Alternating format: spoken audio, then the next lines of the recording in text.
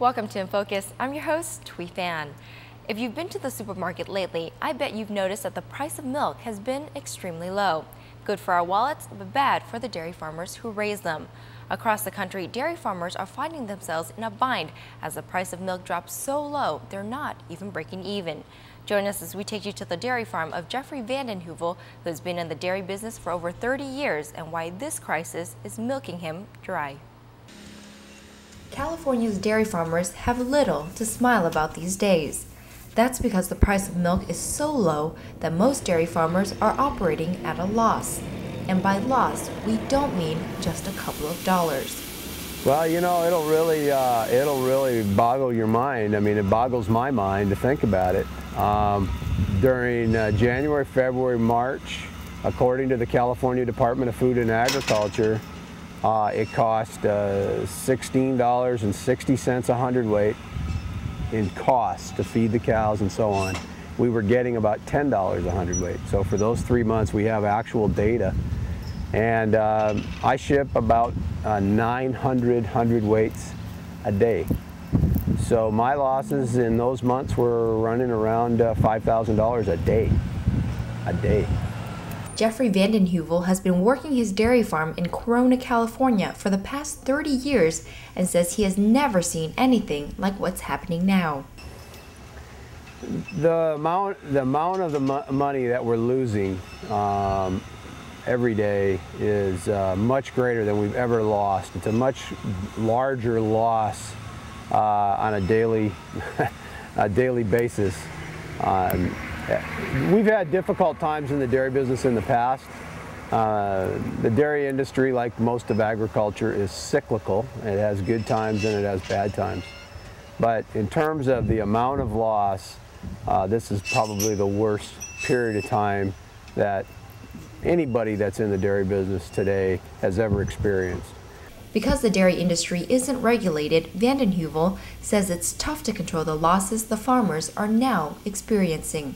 These animals, I have to feed them every day, and we have to milk them every day, and so I have to borrow the money to pay for the feed and the labor and all of the expenses. And that's not totally unusual. When you get into down periods, there are sometimes when you go through that, but not usually never to the extent that we're going through it now. So all the dairy farmers are losing an enormous amount of money right now, and the problem is we have slightly too much milk.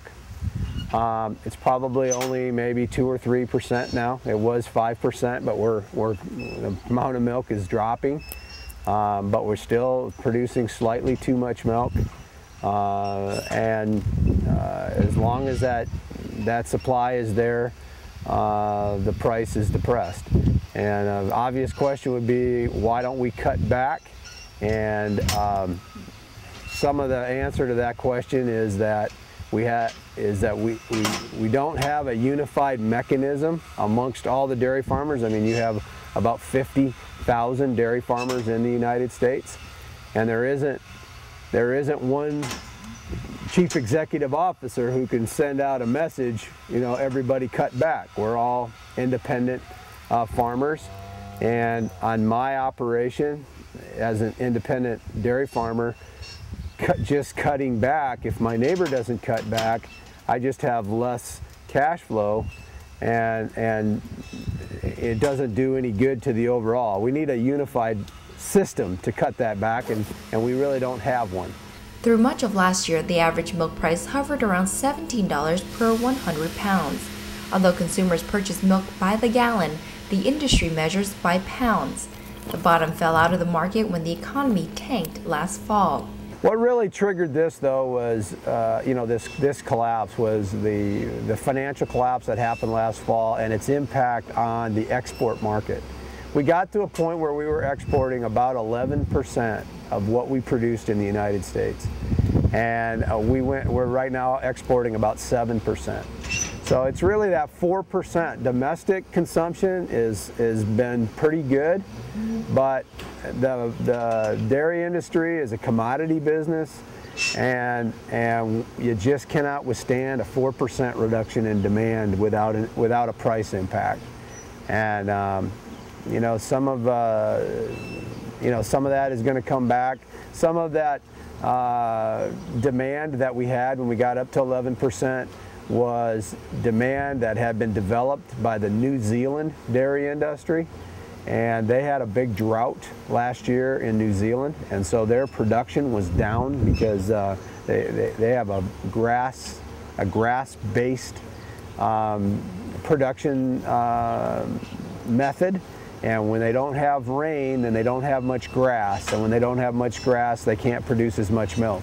And so, to some extent, it was to our benefit because the New Zealand dairy farmers could not produce as much milk, so we produced that milk. But then it started raining in New Zealand, and they were able to restore their production, and so it got backed up on us. And like I said earlier, we don't have a mechanism to adjust supply that fast and in an efficient fashion. So we're suffering from that lack of ability to reduce production in an organized fashion.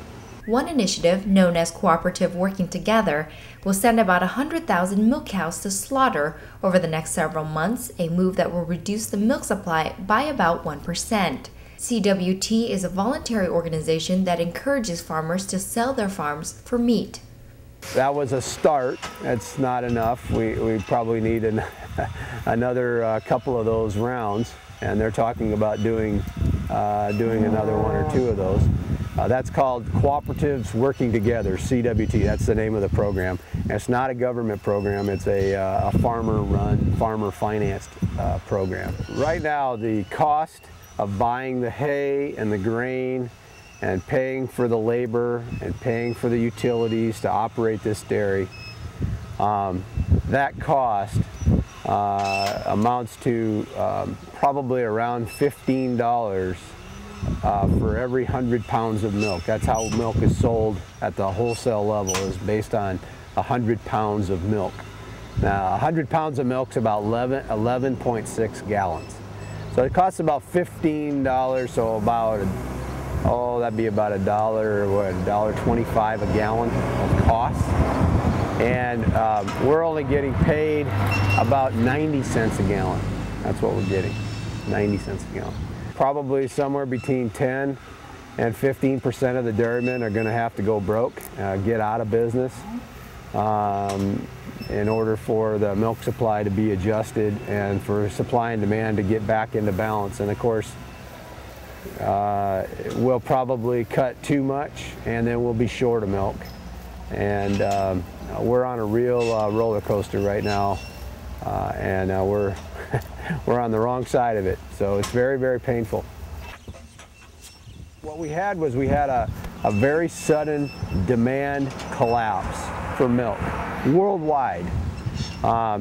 We were selling a lot of milk into China, into Asia, into Mexico, and with the financial collapse, a fair amount of that demand just stopped.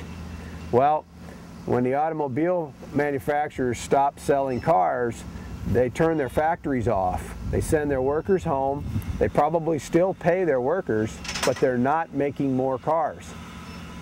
We don't have a way to send the cows home and keep them going. They keep producing milk, and that milk gets turned into butter and cheese and non-fat dry milk, which is stored, but then it accumulates in a pipeline. And we have to really slow down the amount of milk and then work through that accumulated surplus before supply and demand get back into balance.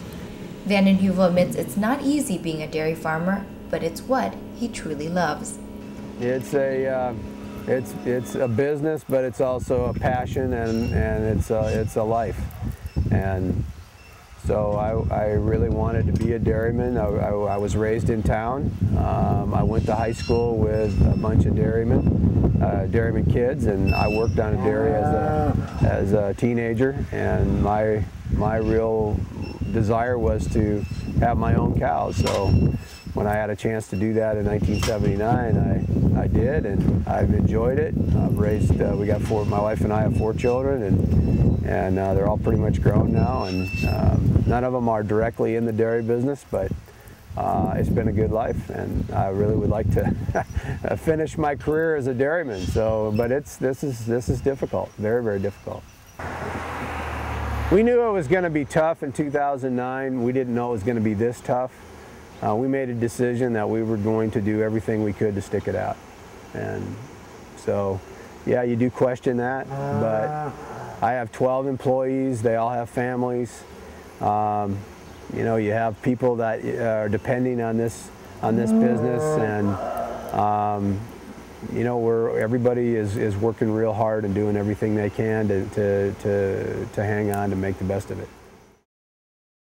Coming up after the break, find out how milk goes from the cow to your cup. You won't want to miss it. Stay with us.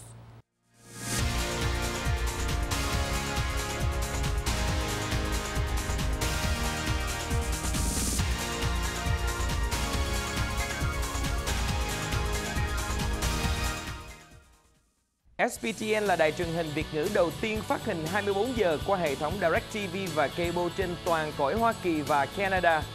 SBTN phục vụ khán giả hàng ngày với lượng tin tức cập nhật sáng, trưa, chiều, tối, dồi dào, đáng tin cậy, cùng hàng loạt tin tức địa phương từ Little Saigon, San Jose, Dallas, Houston đến Washington DC, Boston, Toronto và Việt Nam.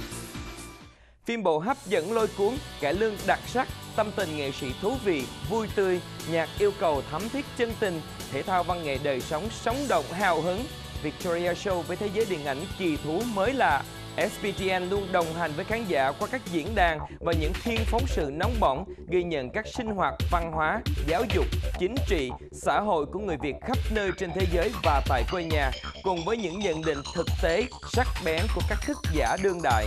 SBTN đáp ứng nhu cầu của mọi giới, mọi lứa tuổi qua các chương trình tìm hiểu luật pháp, di trú tị nạn, sức khỏe và đời sống, thể dục dưỡng sinh, em học tiếng Việt, lịch sử Việt Nam, hàng loạt chương trình giải trí phong phú lành mạnh như Người mẫu Việt Nam, Hành trình xuyên Việt, sân khấu cuối tuần, cùng với các cuộc thi thố tài năng hào hứng sôi nổi qua các show Đố Ai, giải sáng tác hay nhất, giải những thước phim vàng sẽ lần lượt khởi chiếu trên SBTN.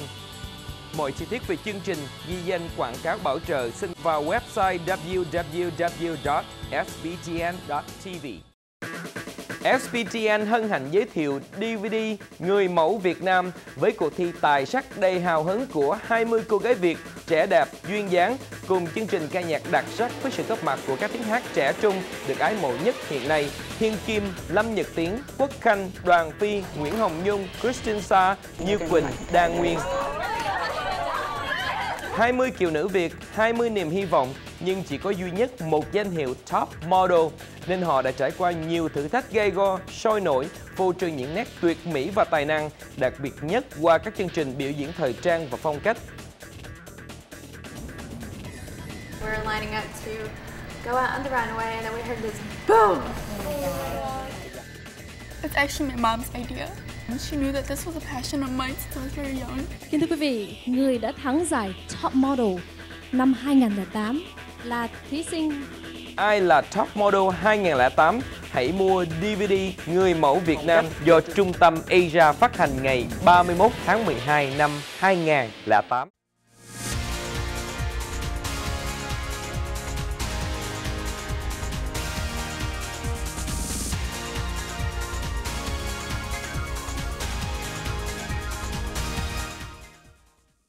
Welcome back to In Focus. I'm your host, Thuy Phan.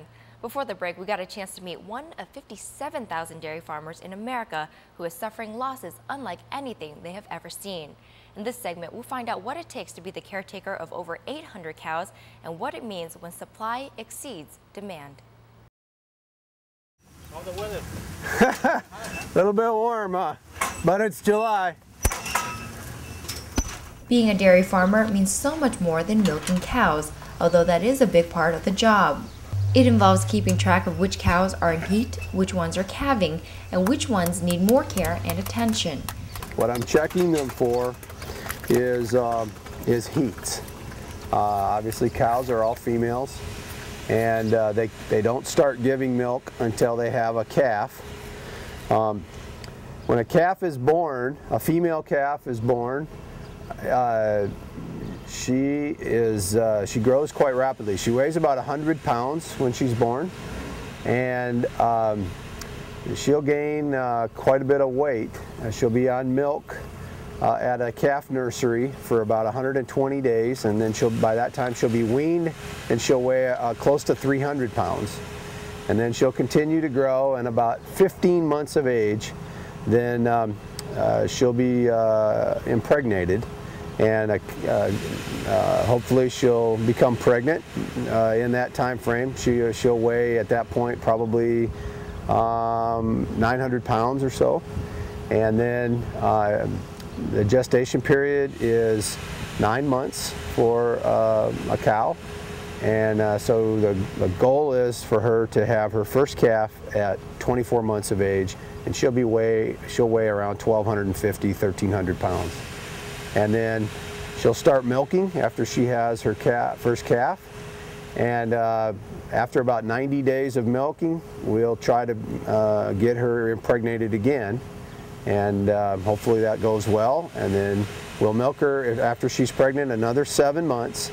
And then the last 2 months before she has her next calf, we'll stop milking her and put her in what we call the dry corral, which is a place where she'll just eat and rest and won't be milked for the last 2 months of her gestation period. And then she'll come have her second baby at about 3 years of age, and so the cycle of life continues. What I'm going to be doing right now is I check the cows for heats. If they come into heat every 21 days once they're cycling, and our hope is that they get impregnated quite soon after they've been fresh 90 days, after they've had a calf 90 days. So we're always watching reproduction. I do this every day, and I record the heats in the computer, and that's how we keep track of the cycle of every one of these cows. On this dairy, there's about 840 cows or so, and we're milking about 710, 720 cows, and we produce in the range of about 5,000 gallons of milk a day. These two cows have been in heat right here, 364 and 791.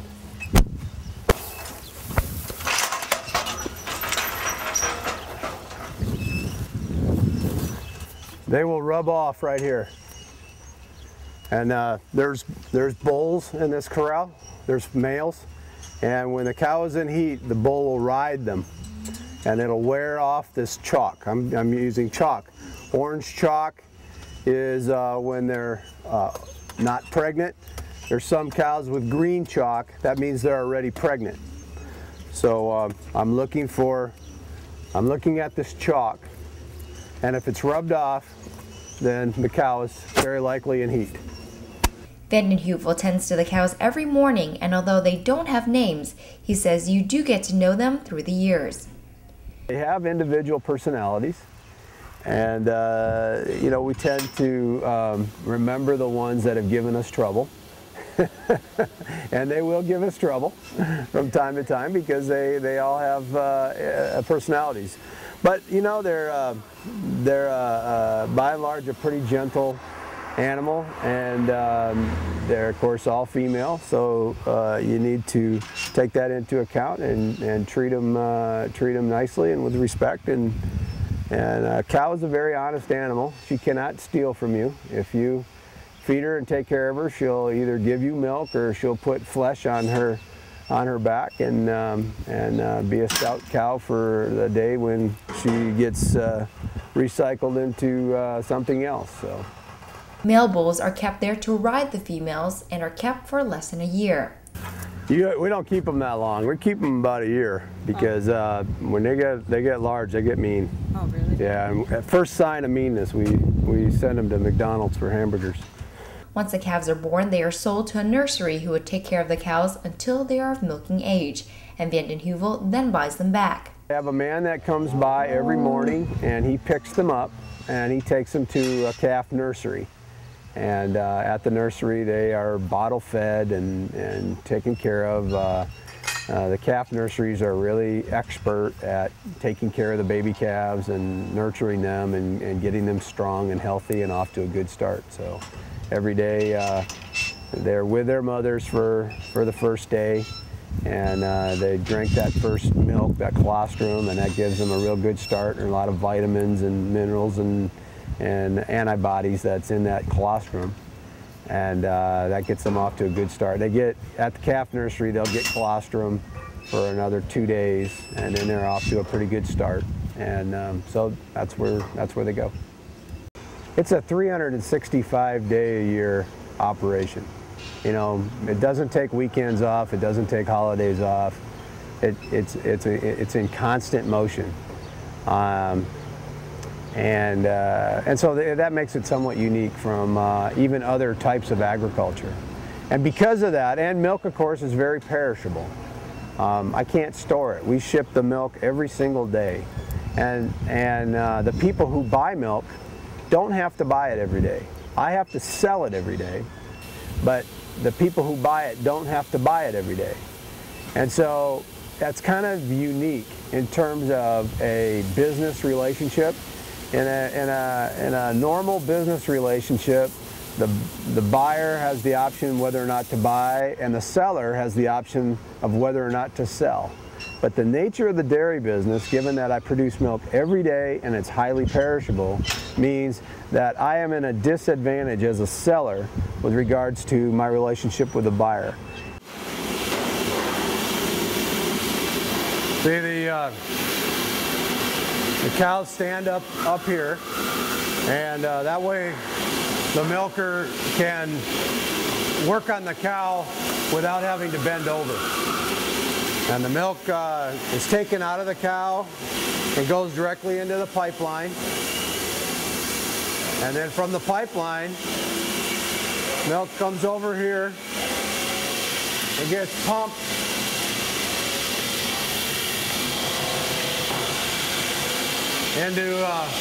through a filter, and then it comes out of the cow at about 100 degrees. That's the temperature of the cow.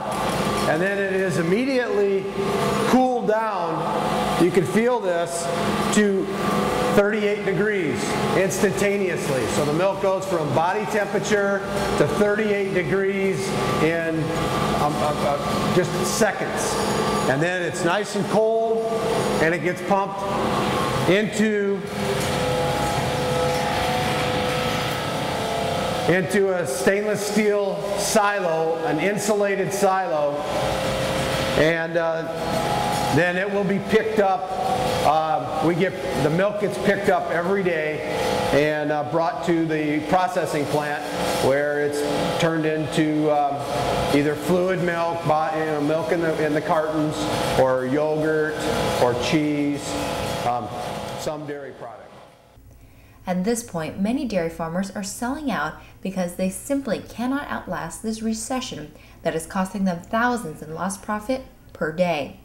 But Van Heuvel is trying his best to not be one of them. You know, I really enjoy my animals, and I enjoy the work. There's a lot of different things that you can do as a dairy farmer.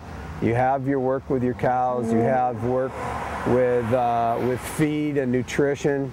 You have some of the political work. The dairy industry is regulated by the government. It's regulated in terms of pricing. It's also regulated in terms of environmental concerns. The government wants to make sure that we operate our dairies with respect to the environment with regards to water and air.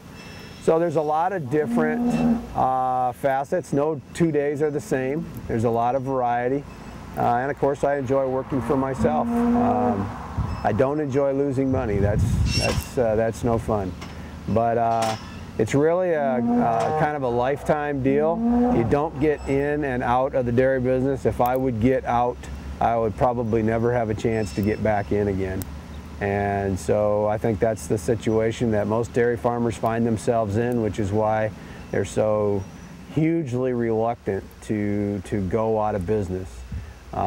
Most of us are in this because this is what we love to do, and this is what we want to do, and we don't want to give this up. So it's a real struggle right now. It's a real struggle. My prayer every day is for wisdom, and for courage, and for patience. Vanden Heuvel is in it for the long term and hopes that the tides will turn before he has no choice left but to abandon the pasture. At this rate, he's looking at several more months of bleak losses before he can finally see green again. Until then, he says, enjoy the ice cream. Until next time, we hope you learn more, live more, and always stay in focus. Thanks for watching.